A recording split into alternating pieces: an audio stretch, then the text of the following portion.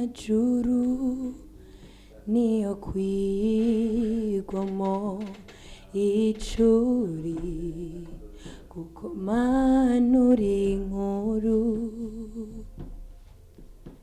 nibaza ko nkuzi nasanze urengeye ico nibwira kuko manura inkuru n'amajuru niyo kwigwamo icuri kuko manura inkuru nibaza ko nkuzi nasanze urengeye ico nibwira kuko manura inkuru nagihari co nandukanya nawe nagihari co nkura mu rukundo wankuze na rupfu na bugingo ivyo ndabizi neza we Mana uri inkuru munyumve narivye neza cyane navyo none umunsi wa le 30 turabatumiye ni tuje gusa guhimbaza ariko uze ufite umutwaro biciye mu buryo bwo guhimbaza parce que nabonye benshi cyane bishugwa imitwaro cyangwa bagakira ingwara biciye mu guhimbaza gusa kandi si uguhimbaza gusa tuzoba dufite ijambo ryerekeye guhimbaza y'umwungere wacu Niyonzima Pastor Jamari ndatumiye abaririmbyi bagenzanje ugwaruka rwose abantu bose bo muri baba mu Bujumbura turabatumiye mu kino gikoranye by'ukuri ni gikorane kiri mu Imana kandi tuko turayibona nico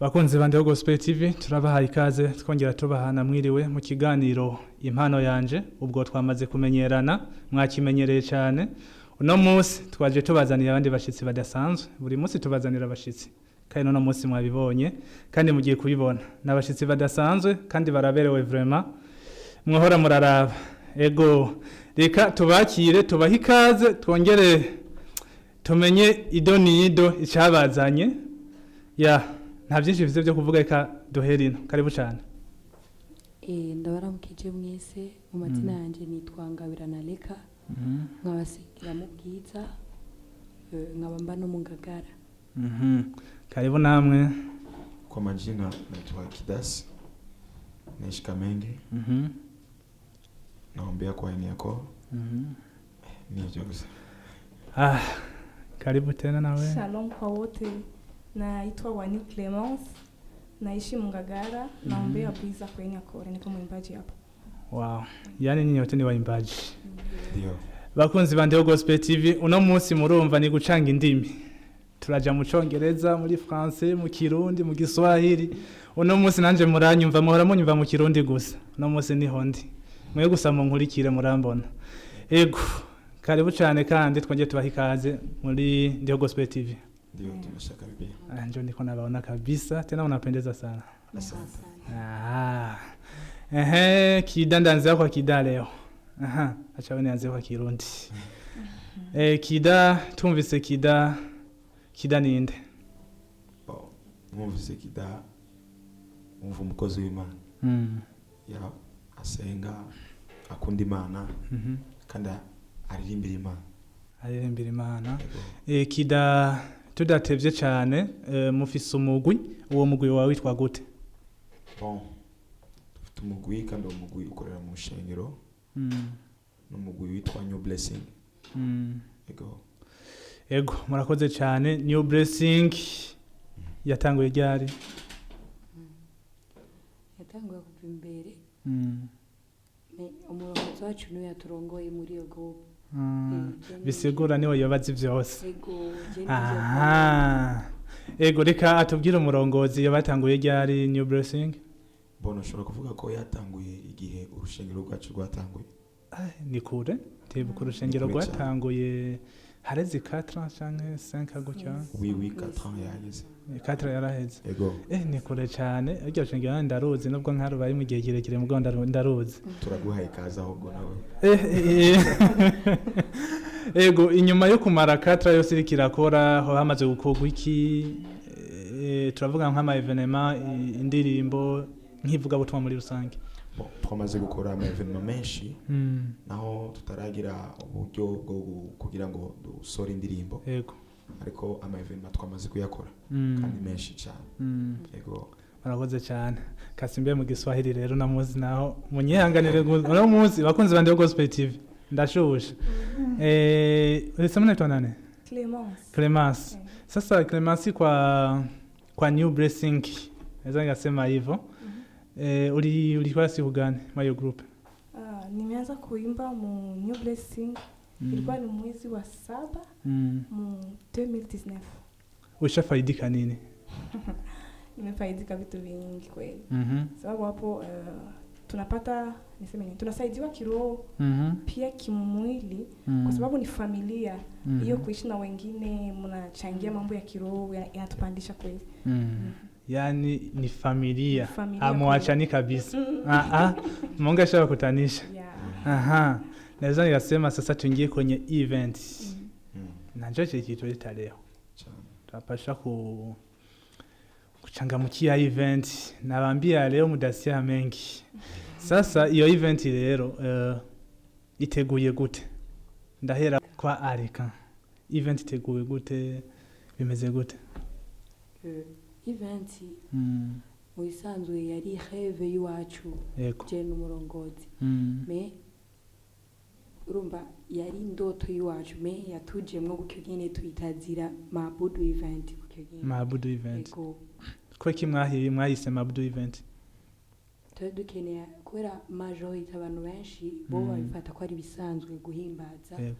Me twari dukeneye uwo munsi nkuko twayitaziriye kwa Doha guhimbaza. Duce bugufi imbere y'Imana tuyamamaze twemeze ko ari Imana yo gutazira. Yego. Twemeze ko ari Imana yo gutazirwa niko no bivuga kandi by'ukuri kwire gutazirwa kuko udatazira Imana nta kindi kintu cyo gutazira kuko twoja mu bigirwamana navyo wapi tuje mu abantu barahemuka ariko Imana ntiyegera ihemuka ubwo niyo yo gutazirwa nyene. Kida iyo event mu majambo make nk'umurongozi kuki mwemeye kuyita Mabudu event mutayise amashimwe event ko maze imisi numva ama evenement menshi ari amashimwe event comme ça. Bon, twashise kuyita Mabudu event kugira ngo urazi Mabudu. Hauwezi ukaabudu mtu ambaye usiyemjua. Hapana. Na unakuona unaabudu kitu ambacho unajua kwamba kiko na faida kwako. Ndio. Justement tuliita ile Mabudu parce que umuntu tuzoza guhimbaza uwo munsi. Umuntu ari très spécial. Ari hejuru y'abandi.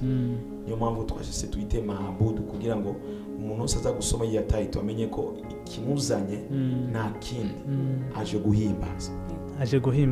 Yego. Bakunzi bande Gospel TV ubu rero reka baducishirize ko niba imbaje uko bayimbaje before yuko baducishiriza ko twumve kabisa ico bita Mabudu event kuko guhimbaza sinzi ngene no vyita urirekura.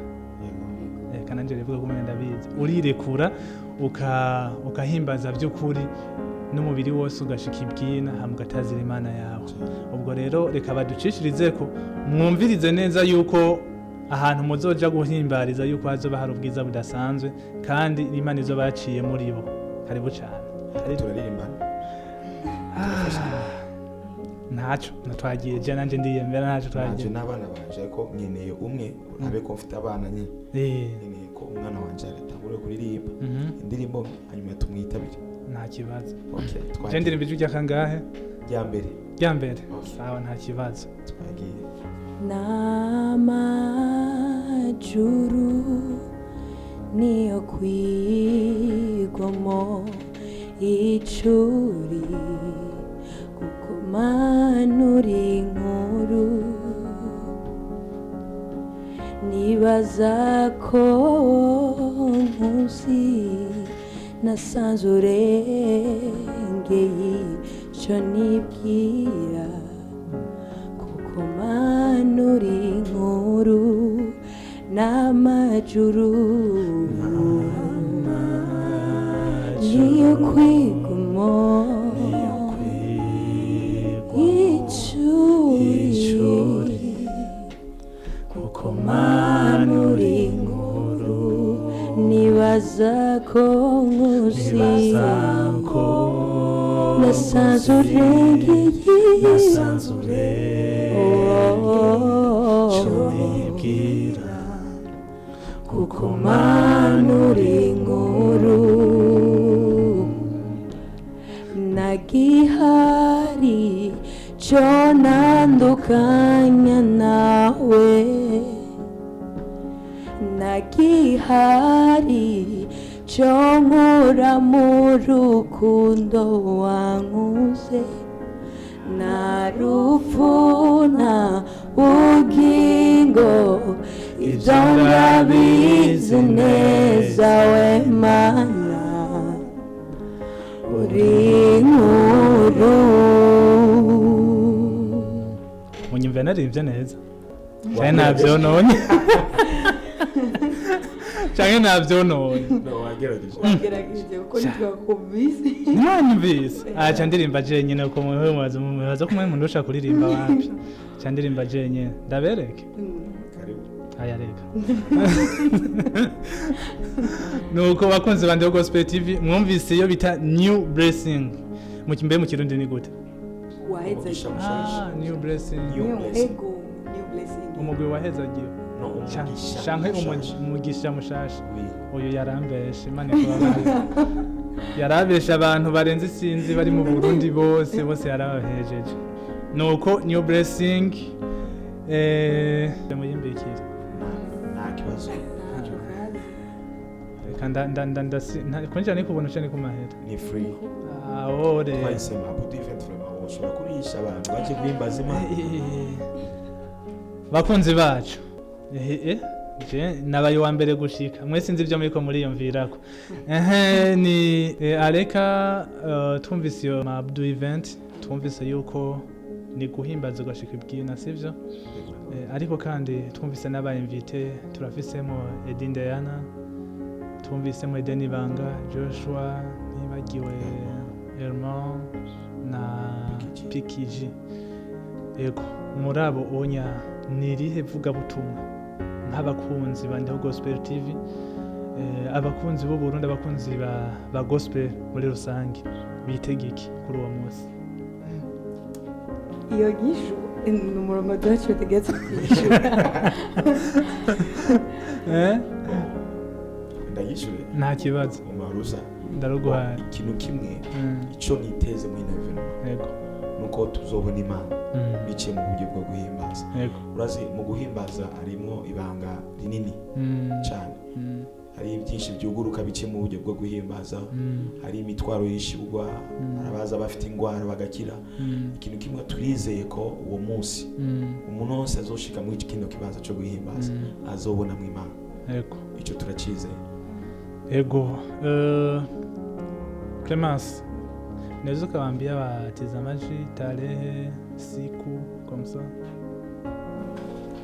Event yetu itafanyika Bwiza Kwenyako barabara ya 8 numero 36. Itakuwa ni le 30. Le 30. Mwezi wa 6. Panafika. Arageze.